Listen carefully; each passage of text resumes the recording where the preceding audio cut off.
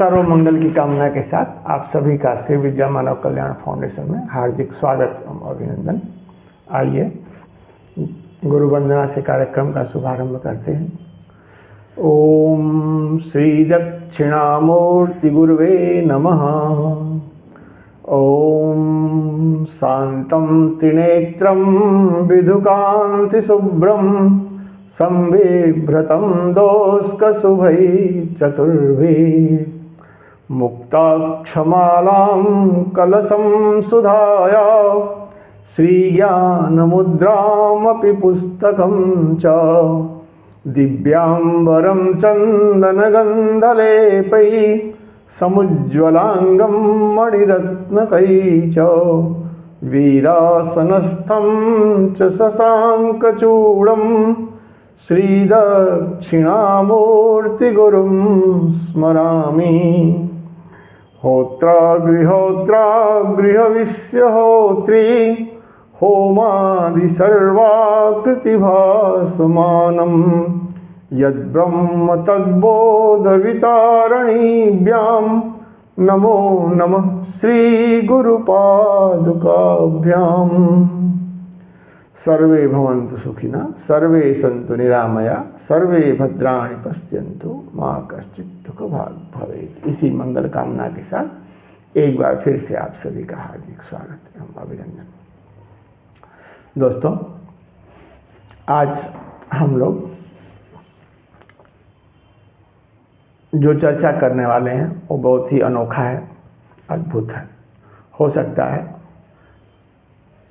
आप में से, हम में से बहुत से लोग कभी सोचे भी नहीं होंगे कि एक नदी, एक अनोखी नदी, अद्भुत नदी ऐसी भी हो सकती है जिसका उद्भव ही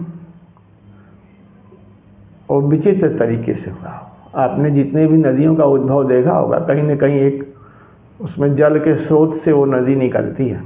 किंतु आज जो हम लोग चर्चा कर रहे हैं जिस नदी का, उस नदी का जो उद्भव है, उसका उद्भव क्या है? संकल्प। ये जो नदी है जिस पे आज हम चर्चा कर रहे हैं, इसका जो उद्भव है, जो उद्गम स्थल है, वो हमारा आपका संकल्प है।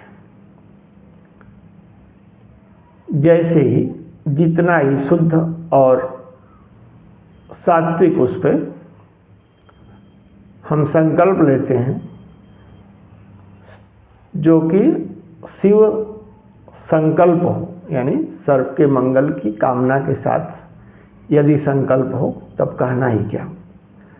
तो ये नदी जो है, ये तुरंत उसमें प्रकट हो जाती है हमारे संकल्प से।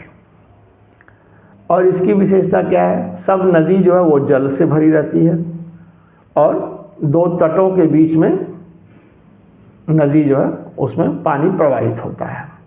किंतु दोस्तों, ये जो नदी है इसमें धर्म तट है। यानी हम जिस भावना से संकल्प लेकर के बैठते हैं, जिस भावना को धारण करके जन जन के कल्याण के हम संकल्प लेते हैं, वो क्या होता है? वो मेरा धर्म हो जाता है। ये जो नदी है उसका धर्म जो है, वो संकल्प जो है, संकल्प से ही जो है वो धर्म जो है उसका अपना कार्यभार संभाल लेता है। जैसे ही हमारा संकल्प शुद्ध होता है, धर्म जो है वो तुरंत उसके प्रवाह को थामने के लिए, यानी तट की जगह जो तट का काम करता है वो धर्म जो है हमारा आ जाता है। और पानी की जगह इसमें एक ऐसा प्रवाह है जो कि जैसे भौतिक रूप से हम नदी को देखते हैं, किंतु ये जो नदी है ये प्रवाहित कहाँ होती है? हमारे अंदर, हमारे अंतस्थल में, अंतर हृदय में। किस चीज़ से प्रभावित होती है? हमारे संकल्प से और धर्म से। जब संकल्प को हम धारण करते हैं तो वही हमारा धर्म बन के इस नदी का जो है धीरे धीरे मार्गदर्शन करता है और नदी जो है वो आगे बढ़ती है। जब आगे बढ़ती है तो जाहिर सी बात है उसमें कुछ ना कुछ तो प्रवाह होगा। तो जो वो भाव है जिसको हमने संकल्प लिया है, वो भाव ही इसमें धीरे धीरे प्रवाहित होने लगता है। और भाव में शक्ति किसकी आती है? हमारे गुणों की। जो जिससे हमारा भाव बनता है, वो जिसमें शक्ति का काम करता है भाव के बनाने में, जो प्रमुख तत्व होता है वो हमारा गुण है। जब उसको हम धर्म से धारण करते हैं तो उसका जो प्रवाह है वो कई गुना तेज हो जाता है और बढ़ते बढ़ते उसकी जो परिणति है वो हमें उस बिंदु पर ले जाती है जिसका हमने आपसे चर्चा किया था।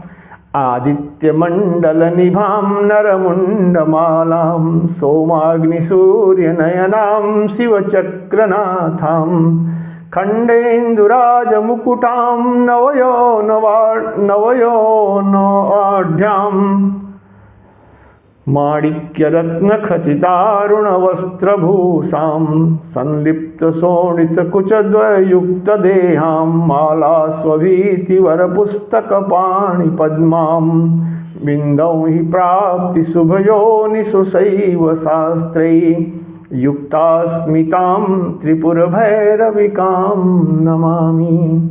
ये नदी जो है बहते बहते जो आत्मा है हमारी, उसको उस मूल चेतना में जाकर के युक्त कर देती है। यानी भगवती ने जिस माला को धारण किया हुआ है, जो उनके गले में नरमुंड माला जो सुशोभित हो रही है, ये नदी का जो प्रवाह है वो बढ़ते बढ़ते हमें अपने जो मूल शक्ति है, जो भगवती परा जगदम्बा हैं, उनके उस माला में हमको सुशोभित कर देता है। और फिर जो स्थिति होती है उसका वर्णन हमारे खोड़सी महाविद्या के एक जो 11 आवरण है उसमें वर्णित है।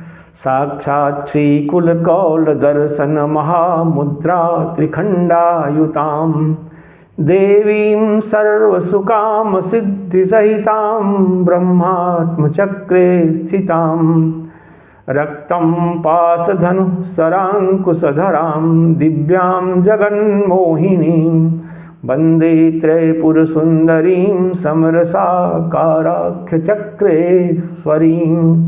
और जो नदी है उसकी जो इच्छा है, क्योंकि जब नदी में ज्ञान रूपी प्रवाह चल रहा है, हमारे जो गुण हैं, जिन तत्वों का हमारे अंदर समावेश है, वही हमारे गुण हैं और वही हमारा ज्ञान है। इच्छा, ज्ञान, क्रिया, ये तीनों को समेटे हुए जो गुण हमारे पास हैं वो खिल उठते हैं और फिर उनको सुशोभित करने के लिए उसकी कामना को, जो इच्छा जो ब्रह्म की है, जो ब्रह्म की इच्छा ज्ञान क्रिया के रूप में जो ब्रह्म विराजमान है, उनकी कामना को सिद्ध करने के लिए देवी स्वयं जो है वो स्थित हो जाती है। तो दोस्तों, ये दिव्य स्वरूप है हमारा आपका, जिसमें हम आप जब शिष्य क्रम में श्री गुरु के चरणों में जब अभ्यास करते हैं तो धीरे धीरे जो संपदा, जो नैसर्गिक संपदा है, जहाँ ये जितने भी सांसारिक हमारे विकृतियाँ हैं या दुर्गुण हैं, वो हमें रंच मात्र भी स्पर्श नहीं कर पाते। क्यों? क्योंकि जो वेग है, जो हमारा अपना प्रवाह है, वो इतना प्रचंड हो जाता है जब धर्म के उससे निष्ठ होकर के हम आचरण में आगे बढ़ते हैं कि जितने भी अन्य चीज़ें हैं सृष्टि में जिससे हम आवृत्त होते हैं, वो सब अपने आप दरकिनार हो जाते हैं और हम उस आनंद का रसास्वादन करते हुए उस अपने दिव्य धाम से जुड़ करके उसे प्राप्त करते हैं जिसके कि हम अंश हैं। इसी के साथ हम आपसे विदा लेते हैं। नमस्कार।